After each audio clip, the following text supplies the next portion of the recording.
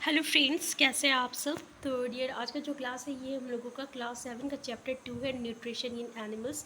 तो देखिए, हम लोग जो है एमसीक्यू भी कर रहे हैं साथ साथ में, ठीक है ना। तो पहले हम लोग चैप्टर को डिस्कस करेंगे, फिर पूरा चैप्टर कंप्लीट होने के बाद उससे रिलेटेड एमसीक्यू क्वेश्चन को भी डिस्कस करेंगे, जो कि आपका सीटेट या अन्य कंपटीशन के लिए, जैसे बिहार स्टेट, बिहार और बीपीएससी, ये सब के लिए काफ़ी यूज़फुल होगा। स्टार्ट करते हैं आज का क्लास, ठीक है। तो चलिए, पहला पॉइंट देखिए कि आपका न्यूट्रिशन होता क्या है। तो इससे पहले हमने आपको बताया था कि न्यूट्रिशन एक तरह का प्रोसेस था जिसमें कि हम लोग खाना लेते हैं, यानी खाना खाते हैं और फिर उसका यूटिलाइजेशन होता है, खाना का यूटिलाइजेशन होता है, ठीक है। तो it is a mode of intake food and its utilisation in the body. इसी प्रोसेस को हम लोग क्या कहते हैं, न्यूट्रिशन कहते हैं, ठीक है। तो न्यूट्रिशन में जो रहता है आपका खाने में, जो रहता है ना, एक न्यूट्रिएंट रहता है। न्यूट्रिएंट क्या होता है ना, ये इंपॉर्टेंट कंपोनेंट प्रेजेंट रहता है जो आपके फूड में, जो कि आपके बॉडी का ग्रोथ और डेवलपमेंट के लिए बहुत यूज़फुल होता है। मान लीजिए आपको किसी तरह की इंजरी हो जाती है, तो वो देखते हैं घाव जो रहता है कुछ दिन के बाद भर जाता है, यानी रिपेयर जो होती है ना, तो ये भी आपका जो रहता है न्यूट्रिएंट के कारण होता है। तो न्यूट्रिएंट क्या क्या रहता है, तो जैसे कि अगर हम लोग बात करें कार्बोहाइड्रेट, फैट्स, विटामिन, प्रोटीन, ये सब जो है ना, मिनरल्स, ये सब आपका न्यूट्रिएंट्स हैं, ठीक है। तो देखिए यहाँ पे एक इसमें देखिए, जैसे हम लोग जब फूड खाते हैं ना, तो पता है ये जो फूड्स रहता है, ये आपका पहले जो रहता है कॉम्प्लेक्स सब्सटेंस रहता है। तो ये जो कॉम्प्लेक्स सब्सटेंस रहता है ना, ये छोटे छोटे टुकड़ों में मतलब वो डिवाइड होता है, बढ़ता है, फिर उसका जो रहता है वो डाइजेशन होता है। जैसे कि कॉम्प्लेक्स सब्सटेंस है, ये जो है आपका सिंपलर सब्सटेंसेस में जो है ये टूटता है, ठीक है, टूटता है। और इस प्रोसेस को हम लोग क्या कहते हैं, डाइजेशन कहते हैं। क्या कहते हैं हम लोग, डाइजेशन कहते हैं, ठीक है ना। तो डाइजेशन क्या हुआ, डाइजेशन में क्या होता है कि कॉम्प्लेक्स सब्सटेंसेस जो रहता है ये ब्रेक होता है सिंपलर सब्सटेंसेस में, इसको हम लोग डाइजेशन कहते हैं। अब देखिए, अलग अलग there different way of taking food, मतलब कि हम लोग अलग अलग तरीके से जो है खाना खाते हैं। जैसे कि अगर हम बात करें तो आपका कोई जो है ना वो मतलब कि चबाता है, ठीक है। कोई जो है डायरेक्ट वो स्वेल कर जाएगा, करता है ना। कोई जो रहता है वो शक करता है, ठीक है। तो ये यहाँ पे जो है डिफरेंट डिफरेंट तरीके से जो है हम लोग खाना जो रहता है उसको लेते हैं, ठीक है।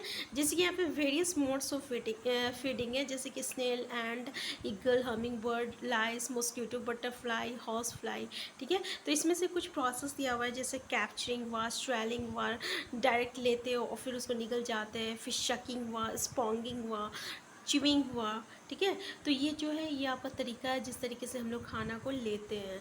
अब देखिए, अमेजिंग फैक्ट, ये बहुत इंपॉर्टेंट है। देखिए, स्टार फिश जो है ना, star fish feed on animals covered by hard shells of calcium carbonate. ये ऐसे एनिमल्स को खाता है ना जिसका सेल्स जो रहता है वो हार्ड रहता है और वो कैल्शियम कार्बोनेट से बना हुआ रहता है। After opening the shell, the starfish pops out it stomach through its mouth to eat the soft animal inside the shell. देखिए, after opening the shell, starfish जो है वो अपना स्टमक से जो है बाहर निकालता है, अपने मुंह में लाता है, फिर उसका जो वो सॉफ्ट पार्ट जो रहता है ना वो उसको खाता है। सेल की इनसाइड में उसका सॉफ्ट पार्ट रहता है, उसको वो खाता है, ठीक है। तो stomach then goes back into the body and the food is slowly digested. और फिर स्टमक जो रहता है फिर वापस जो है बॉडी में चला जाता है, फिर उसके बाद वो फूड जो रहता है डाइजेस्ट होता है। तो है ना अमेजिंग फैक्ट कि एक बार वो मतलब जैसे ही वो पहले तो निकल जाता है, फिर उसके बाद वो स्टोमक से जो है मुंह में लाता है, फिर उसके बाद उसका जो अंदर का जो सॉफ्ट पार्ट है उसको खाता है, फिर वो स्टोमक फिर अंदर चला जाता है, ठीक है। तो ये याद रखिएगा। नेक्स्ट पॉइंट है हम लोग का डाइजेशन इन एनिमल्स। देखिए, डाइजेशन इन एनिमल्स क्या है, इसमें कुछ प्रोसेस होती है। जैसे कि अगर हम लोग देखें, जैसे ही हम लोग फूड जो रहता है खाते हैं, ठीक है ना, तो ये फूड जो रहता है पास होता है, तो आपका अलग अलग कंपार्टमेंट से होके जाता है, ठीक है। जैसे और फिर वो डायरेक्ट, और फिर वो कहाँ तक पहुँचता है, तो एनस तक पहुँचता है। तो देखिए जो कि आपको बकल कैविटी से स्टार्ट होता है और एनस तक वो पहुँचता है, ठीक है ना। तो ये जो वेरियस कंपार्टमेंट जो रहता है वो कौन कौन सा रहता है, तो जैसे कि बकल कैविटी है, फूड पाइप हो गया जिसको हम लोग ऑशोफेगस कहते हैं, जहाँ से ये फूड जो रहता है वो बॉडी पार्ट में जाता है, फिर ये स्टोमक में जाएगा, फिर स्मॉल इंटेस्टाइन में जाएगा, फिर लार्ज इंटेस्टाइन में जाएगा, फिर रैक्टम में जाएगा, फिर एनस में जाता है। तो इस तरीके से अलग अलग कंपार्टमेंट पे होते हुए जाता है।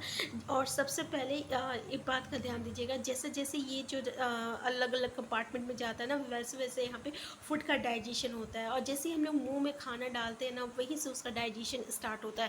ठीक है, तो ये बात आपको पता होगा कि फूड का डाइजेशन जो रहता है ये हम लोग का माउथ से ही स्टार्ट हो जाता है, होता है ना। ठीक है, तो जैसे कि इनर वाल स्टोमक का और स्मॉल इंटेस्टाइन का, ठीक है, ये बहुत सारा, ये जो है ग्लैंड जो है इस पे रहता है, जिसको हम लोग स्लेवरिक ग्लैंड कहते हैं। और लीवर रहता है, पैनक्रियाज रहता है, जो कि आपका डाइजेस्टिव जूस जो रहता है सिक्रेट करता है।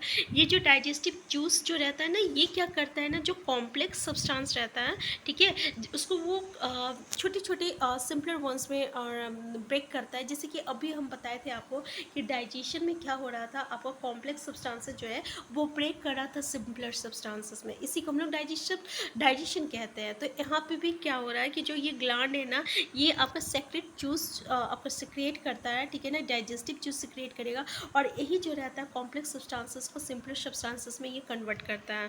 तो ये जो डाइजेस्टिव ट्रैक्ट हुआ और एसोसिएटिव ग्लैंड हुआ, ये दोनों मिलकर आपका डाइजेस्टिव सिस्टम बना रहा है। क्लियर है ना, कि digestive tract and associated gland जो है, जो फूड का डाइजेशन कर रहा है, जो आपका डाइजेस्टिव जूस सिक्रिएट कर रहा है, ठीक है, तो ये सब मिलके जो है एक डाइजेस्टिव सिस्टम बनाता है।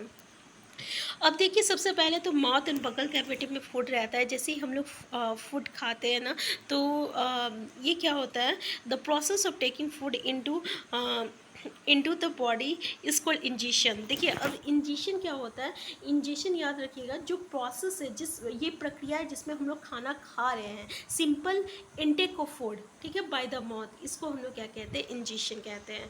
ठीक है, अब जैसे ही फूड हम लोग खाते हैं, वो क्या करते हैं, हम लोग उसको दांत से चबाते हैं ना, ब्रेक करते हैं।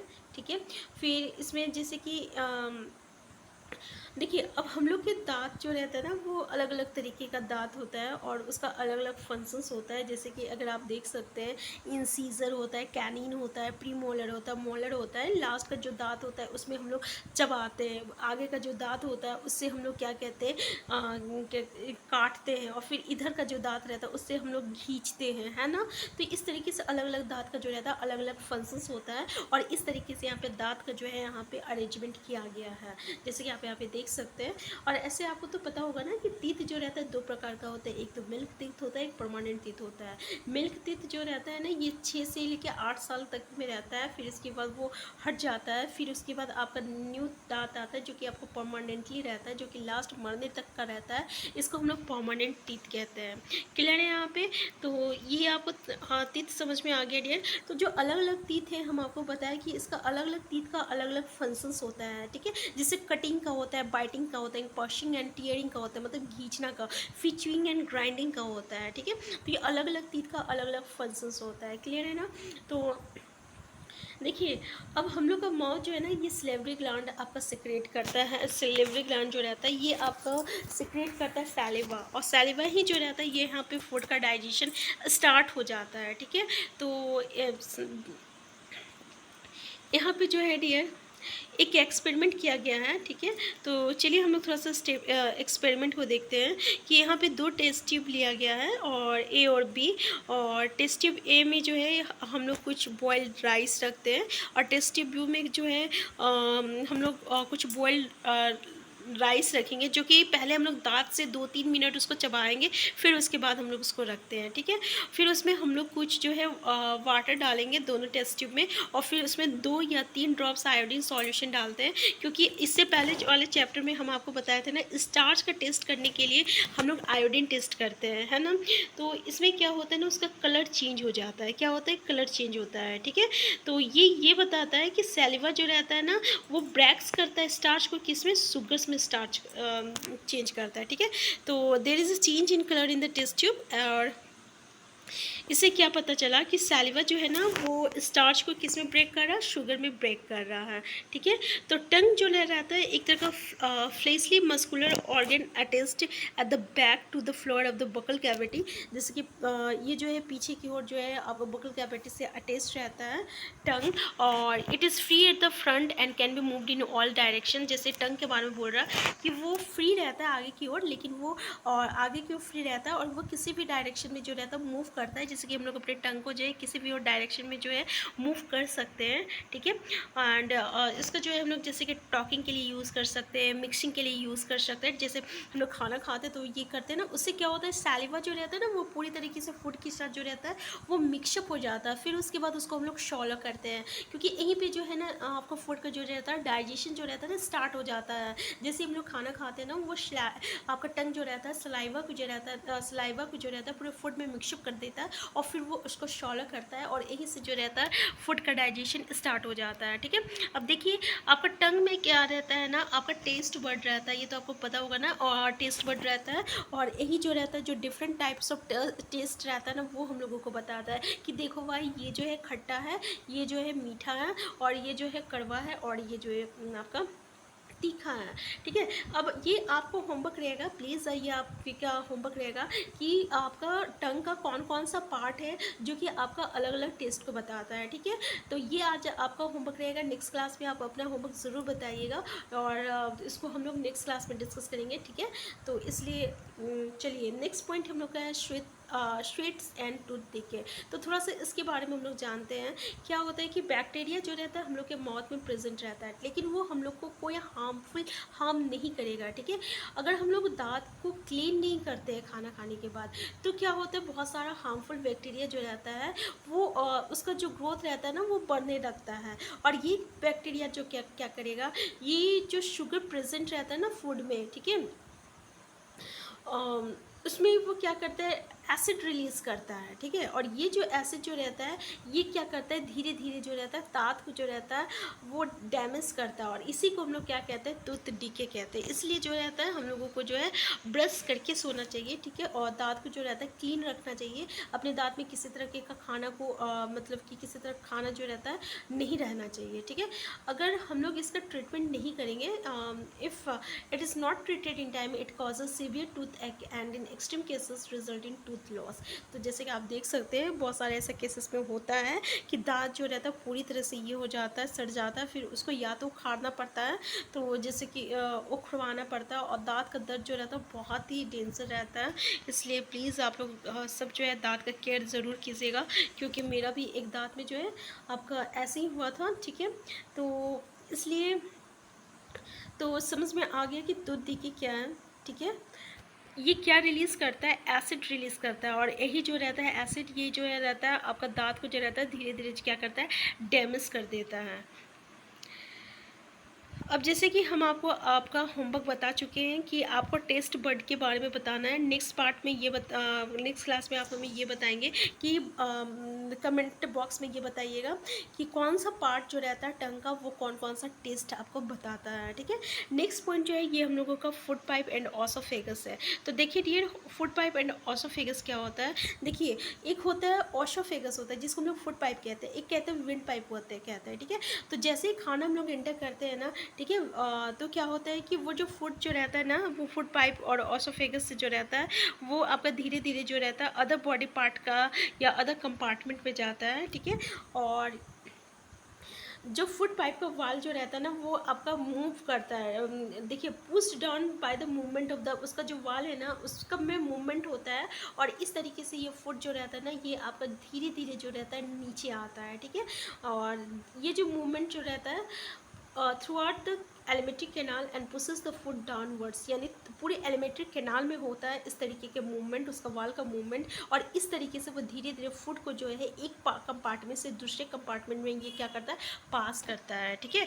Eight times the food is not accepted by our stomach. अगर मान लीजिए हम लोग के स्टोमक जो है जब हम ज़्यादा से ज़्यादा खाना खा लेते हैं तो वो हम लोग का स्टोमक जो रहता है उसको वो एक्सेप्ट नहीं करता, तो ऐसे केस में वो क्या होता है हमें वॉमिटिंग हो जाती है, ठीक है ना।